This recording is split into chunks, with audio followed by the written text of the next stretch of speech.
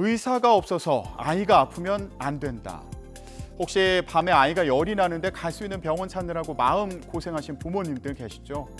앞으로 이런 상황이 더 심각해져서 아이가 아프면 안 되는 상황이 오는 건 아닌지 걱정인데요. 소아청소년과를 지원하는 의사가 매년 줄어들면서 올해 일부 병원은 지원자가 한 명도 없는 상황입니다. 서울 신촌에 있는 대형 병원 세브란스 병원에는 올해 소아청소년과 의사 모집 인원이 11명이었는데요. 지원자가 한 명도 없었고요. 또 강남 세브란스에서도 3명을 뽑으려고 했지만 한 명도 뽑을 수 없었습니다. 의료 인력 부족으로 아이들 진료에 문제가 생기는 건 아닌지 걱정이 커지고 있는데요. 이미 전국 응급의료기관 가운데 20% 정도만 소아응급실을 유지하고 있는 것으로 조사됐습니다. 이에 따라서 진료 대란을 막기 위해서라도 정부 차원의 대책이 필요하다는 지적이 나오고 있습니다.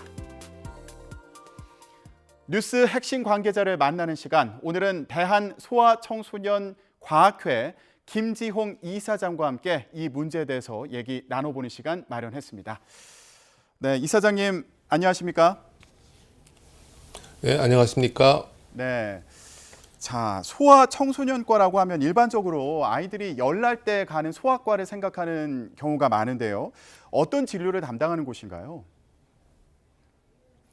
네, 발열이 있을 때 찾아가는 그런 개인 병원도 있겠지만 야간에 나타나는 그런 중증의 여러 가지 응급 상황을 또 처치해야 되고 또 고난이도 진료를 진료하는 그런 3차, 2차 병원이 같이 소아청소년과 영역을 담당하고 있다고 생각하겠습니다.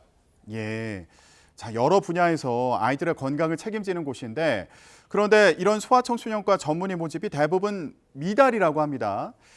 자, 이사장님이 지금 강남 세브란스 병원에 계신데 이 경우에도 3명 모집하려고 했는데 지원자가 한 명도 없었다고 하고요. 그리고 신촌에 있는 세브란스 병원도 네. 지원자가 한 명도 없었다고 합니다. 예상은 하셨는지, 그리고 이런 상황을 맞닥뜨렸을 때 어떤 생각이 드셨는지 궁금합니다.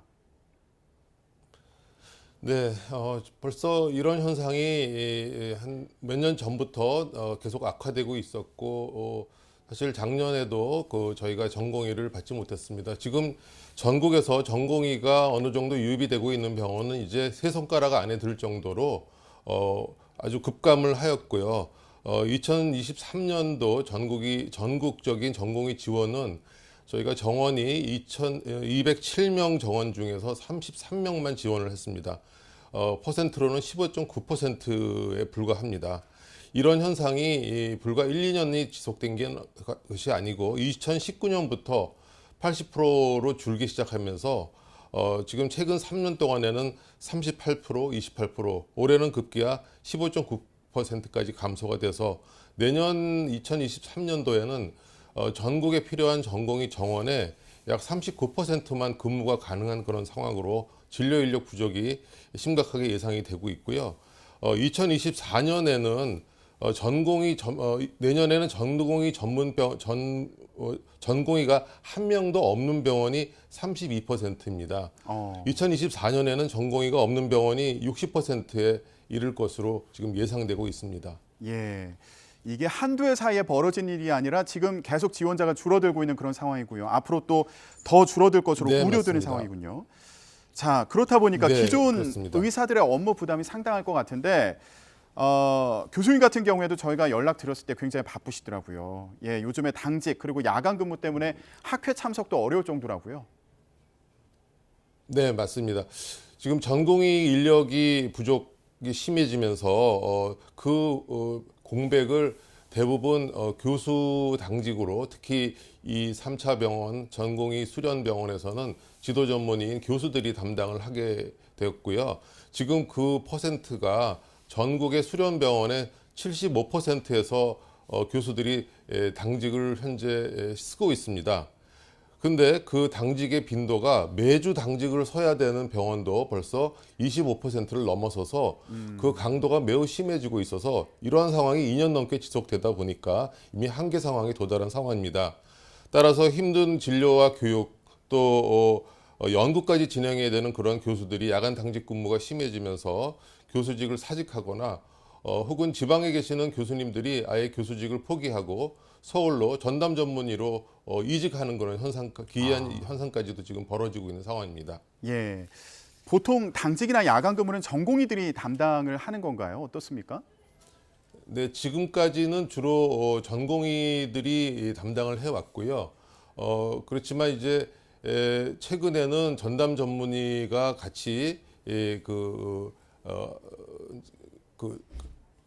저희 진료를 보는 당직 경우가 있었군요. 인원에 포함이 되면서 같이 하고 있지만 지금 전담 전문의를 구한 병원의 비율이 전국적으로 20-30%도 안 되는 상황이기 때문에 예. 그 전담 전문의의 역할은 지금 굉장히 미미한 상황이고 그 전담 전문의의 역할을 빨리 더 비율을 늘려서 전문의 진료 체계로 빨리 전환해야 되는 상황입니다. 예.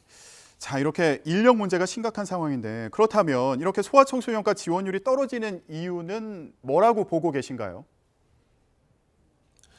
네, 한마디로 말씀드리면 미래 비전에 대한 상실이라고 말씀드릴 수 있겠습니다. 소아청소년과는 그동안에 아주 그 비정상적인 저소가에 시달리면서도 대량 진료로 보존해 오면서 명맥을 유지해 왔습니다. 그렇지만 코로나가 시작되면서 진료량이 한 40% 급감을 했고요. 그러면서 1차 진료가 붕괴되고 그 전문의 진로에 대한 불안이 굉장히 가중되게 됐습니다. 특히 수련병원에서는 아주 힘든 그런 노동 집약적의 필수 진료를 담당하고 있음에도 불구하고 그러한 보상이 없고 지금 잘 아시다시피 전 세계 유례 없는 초조 출산 때문에 또 그런 대상 환자가 줄어들고 있다는 그런 불안감도 같이 한꺼번에 가중이 되면서 심하게 말씀드리면 소아청소년과 탈출 현상이 지금 벌어지고 있습니다. 예. 따라서 그 결과 오늘과 같은 그런 최악의 전공의 지원이 나타난 것으로 저희들은 파악하고 있습니다. 이것과 연관지어서 의료 수가 얘기들을 많이 하시더라고요. 그러니까 소아청소년과가 다른 과와 비교했을 때 정부에서 지원하는 그 비용이 적은 편에 속하는 건가요? 그 의료보험 체계 내에서는 상대 가치라고 하는 것이 있습니다. 그 상대 가치라고 하는 것은 주로 행위에 주로 그 상대 가치의 가중치가 지금 중점이 돼 있기 때문에 예. 소아청소년과에서는 주로 진료가 돼 있고 행위에 대한 그런 부분이 매우 작습니다. 또한 그런 기본적인 수가 자체가 낮게 예를 들자면 기본 외래 진료비라든가 기본 입원 진료비 자체가 낮게 책정이 돼 있기 때문에 지금 소아청소년과가 지금 인력을 유지하기 위해서는 그런 어느 정도 이상의 그런 비용이 필요한데 특히나 전공의가 줄어들면서 전문의 진료가 되면 인건비가 거의 2-3배 이상 올라가는 것이 맞는데요. 그런 것들을 유지할 수 있는 상황이 안 되기 때문에 지금 점점 소아청소년과의 진료가 축소되고 인력 유입이 떨어지고 있는 그런 상황입니다. 예. 의료 수가를 적정하게 높여서 이 진료에 대한 보상 수준도 높여줘야 된다. 그래야지 전공의들도 이 소아청소년과를 선호하지 않는 이런 현상이 개선될 것이다. 이런 말씀이시군요. 네, 맞습니다. 지금 예를 들어서 지금 그 예전에 신생아 중환자실에서 아주 심한 그런 병상의 감소와 또 진료 인력의 감소가 있었던 적이 있었습니다. 그 예. 당시에도 굉장히 신생아 중환자실의 그런 적자 요인이 굉장히 심했기 때문에 다들 기피했었습니다. 하지만 그때 정부에서 나서서 입원 진료 수가를 100%로 지금 조정을 하면서 다시 병상이 늘고 인력이 유입이 되면서 지금 어느 정도 유지가 되고 있지만 역시 신생아 중환자실도 전공의 지원이 감소되고 인력이 감소되면서 지금 운영이 매우 어려운 상황에 다시 돌아가고 있습니다. 예. 교수님, 혹시 소아청소년과 선호도가 전공의들의 선호도가 떨어지는 게 저출산 현상에 영향도 있을까요? 어떻게 보고 계신가요? 네, 말씀드렸지만 저출산이 어떤 요인이 될 수 있지만 아까 말씀드린 대로 전체적으로는 소아청소년과를 지원했을 때 자신이 찾을 수 있는 미래에 대한 비전을 지금 전혀 못 느끼고 있기 때문에 정부에서는 그 소아청소년과가 지금 어떤 시장 논리로 소아청소년과를 보험 체계 안에서 그냥 놔둘 것이 아니고 예. 보호하고 육성해야 되는 그런 상황으로 가야지만이 그래서 그런 젊은 의사들의 유입을 유도할 수 있을 것으로 생각됩니다. 예. 자, 지금 저출산 현상이 나타나고 있다고는 하지만 아이들이 밤에 갑자기 열이 났을 때 병원 못 찾아서 고생하는 경우도 있지 않습니까? 실제로 저희가 수치를 좀 봤더니 네. 전국의 응급 의료기관 가운데 소아응급실을 운영하는 곳은 20% 정도밖에 안 되더라고요. 실제 현황인 어떻다고 보고 계신가요? 지금 소아청소년을 진료할 수 있는 의료기관이 충분하다고 보고 있는 상황입니까? 어떻습니까? 네, 지금 굉장히 심각한 상황입니다. 전국에 저희가 95개 수련병원이 있고요. 그 수련병원의 대부분의 이전까지는 응급실, 소아청소년 응급실을 24시간 풀 가동해서 진료를 하고 있었습니다. 근데 최근에 전공의 인력이 줄어들면서 교수당직으로 대체가 되는 과정과 또 여러 가지 인력 부족으로 인해서 지금 현재 소아청소년과 연령의 아이들을 정상적으로 24시간 진료하고 있을 수 있는 포션은 부분은 대략적으로 저희가 파악하기로는 한 35% 남짓한 것으로 알고 있습니다. 물론 그 중에는 또 응급의학과 전문의가 소아청소년 질환을 대치해서 보시고 계는 병원도 있지만 그런 병원들 같은 경우에는 아주 경한 질환에 해당이 되고요. 대부분 조금 중증도가 높아지거나 문제가 있는 아이들은 그 소아청소년과 전문 진료를 할 수 있는 병원을 찾아서 이동을 다시 해야 되는 그런 상황으로 알고 있습니다. 예, 그렇군요. 해외에서는 어떻게 대응하고 있는지도 궁금한데 일본 같은 경우에는 이런 위기를 겪고 극복했다 이런 평가도 있더라고요. 가장 핵심적인 해법은 뭐였다고 보십니까?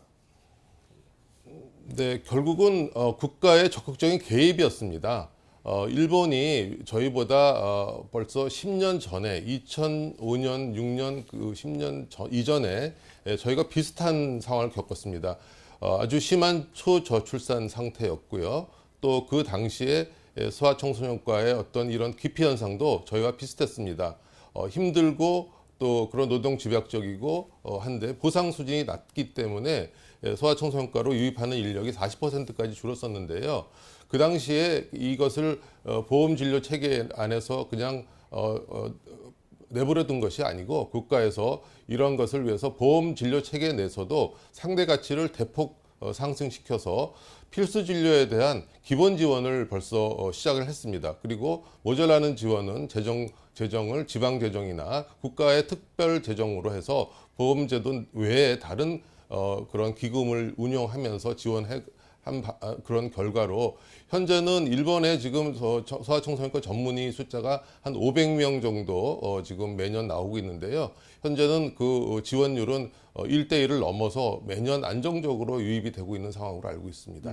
그렇군요. 결국에 정부의 적극적인 대책 마련을 통해서 이 문제를 해결해야 된다 이런 말씀으로 이해가 되는데 대한소아청소년과학회에서 일단 문제 제기를 하신 상황이고요. 그렇다면 정부나 국회 쪽에 의견이 전달이 됐는지 혹시 좀 대화가 오가고 있는 상황인가요? 네, 이전에 저희가 복지부나 또 그 차관님과의 그 면담도 있었고요. 그래서 여러 차례 지금 이런 상황을 전달 드린 바 있습니다.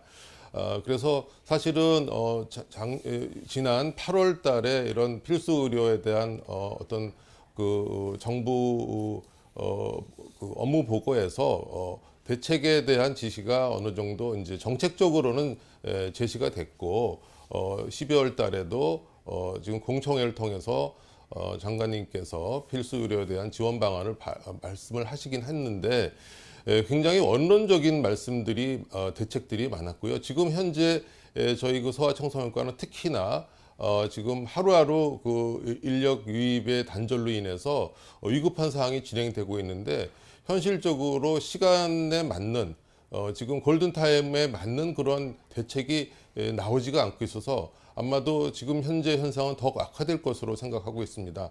정부에서도 관심을 가지고 계시지만 지금 그런 관심만으로는 해결될 수 있는 상황이 아니라는 것을 조금 더 알아주셨으면 하는 바람입니다.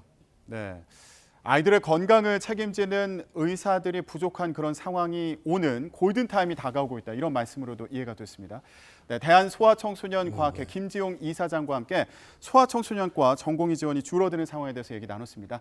네, 이사장님 오늘 말씀 고맙습니다. 네, 감사합니다.